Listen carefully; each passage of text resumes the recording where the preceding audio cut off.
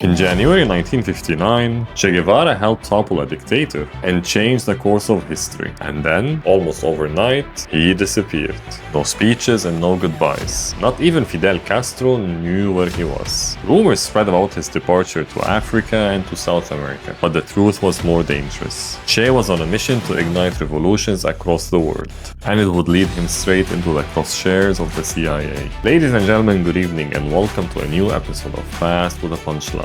In today's episode, we continue the story of Che Guevara, a man who left behind the safety of government and triumph to chase revolution across the world. From the jungles of Africa to the mountains of Bolivia, this is the final chapter of his extraordinary life. After the Cuban Revolution, Che held some of the most powerful positions in the new government: Ministry of Industry, Government of the Central Bank, and international diplomat. Yet despite his influence, Che felt out of place in the bureaucracy of government. He despised suits, committees, and economic reports, and he longed for the battlefield and the feeling of struggle that had defined his rise. He once said, "The revolution is not an apple that falls when it's ripe. You have to make it fall." For Che, Cuba's victory was one apple in a global orchard. His eyes turned outward. In 1965, Che vanished from Cuba without explanation. Secretly, he traveled to Africa to support anti-colonial rebels in Congo, where Western interference had left the nation in chaos following the assassination of Prime Minister Patrice Lumumba. Che believed that Africa could be the next front in the world war struggle against imperialism. He saw Congo as a testing ground for his revolutionary ideas, a place to ignite the spark of a continent-wide liberation movement. However, the mission quickly revealed its challenges. The Congolese rebels were inexperienced, poorly trained, and lacked unity. Many of them were more motivated by local disputes or personal survival than by ideological commitment. Che found himself often trying to impose structure and discipline, often clashing with local leaders who resented his outsider status. The conditions weren't in his favor either. Problems like disease, starvation, and logistical failures made matters even worse. Equipment was scarce, food supply lines broke down, and communication with Havana was unreliable. Che's frustration grew daily as the vision that he carried from Cuba collided with harsh reality. Fidel Castro's position was complicated.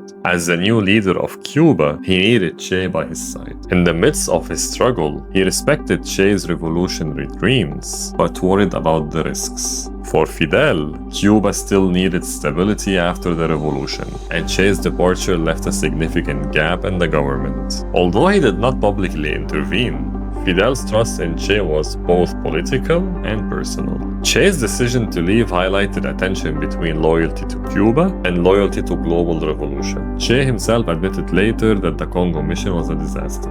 He wrote in his diaries, "We went to Congo and all we did was make mistakes. The ideals of spreading revolution across continents had met the limits of reality, like poor organization and lack of local support." By the end of 1965, Che left Africa in secret. He returned briefly to Cuba, but he refused to stay. He believed Latin America needed its own revolutions, and he chose Bolivia as the next battleground. Bolivia's location made it a strategic destination.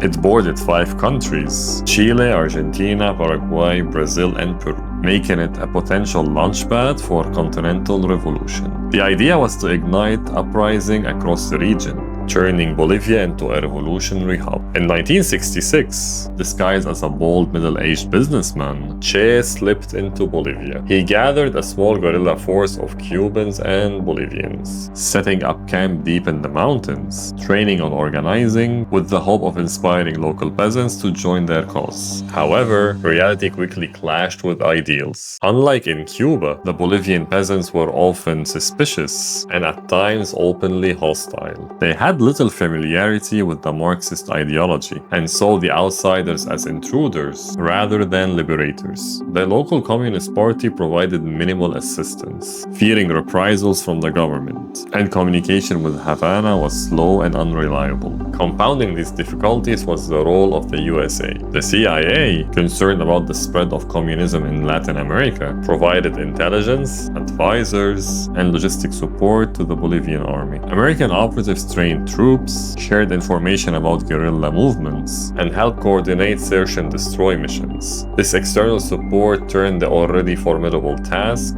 into a nearly impossible one. The Bolivian army, armed with intelligence from the CIA and motivated to prevent a Cuba-style revolution, began hunting Che and his small band relentlessly. And every movement, every camp, was shadowed by a network of trained operatives, making it impossible for Che to operate freely. Despite Che's tactical skills and experience in guerrilla warfare, the combination of local distrust, political isolation, and the backing of a superpower made the Bolivian campaign an uphill battle from the beginning, a battle he would ultimately lose. On October 1967, Che and his band of guerrilla were deep in the Bolivian mountains, exhausted, hungry, and constantly on the move. Every rustle of leaves or distant gunshot could be an ambush. They were shadows moving through the jungle, but shadows can still be trapped. Unknown to Che, their positions had been betrayed. Local informants, pressured by the Bolivian government and the CIA, had revealed the rebels' location. And what had begun as a fight for liberation was about to turn into a trap. Che's forces were ambushed in the Yuro ravine. Gunfire erupted from hidden positions, echoing through the cliffs. His men fought bravely, but the chaos and fatigue were overwhelming. Che was wounded, but unbroken. He directed the fighters to cover the retreat,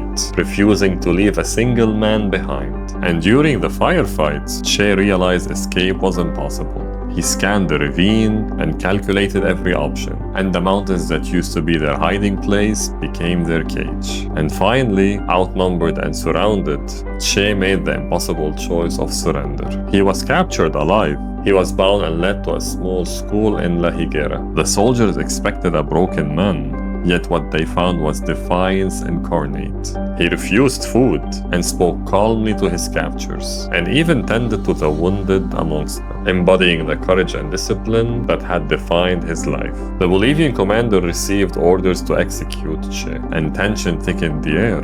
Guards hesitated, and Che's calm stare made them uneasy, and it was as if even in a defeat, he was still in command. On October 9, 1967, the fatal shots rang out. Che Guevara, the man who had traveled continents to fight for his ideals, was dead at 39. Yet in that moment, his courage and story crystallized into a legend. Che's execution turned him from a revolutionary to a martyr. To supporters, he symbolized defiance, sacrifice, and resistance. To critics, he was reckless and authoritarian. The truth is complex, but the myth of Che transcended the man. Globally, his image spread on posters, t-shirts, and even protests. Che Guevara became a symbol impossible to ignore. From Argentina to Cuba, and from Congo to Bolivia, Che Guevara lived and died for revolution. His victories were real, his failures undeniable, but his legacy endures as inspiration and controversy. This is the end of today's episode. I hope you enjoyed it. If you did, don't forget to like and subscribe. And if you have more ideas for me to cover in the next episodes, leave it in the comments.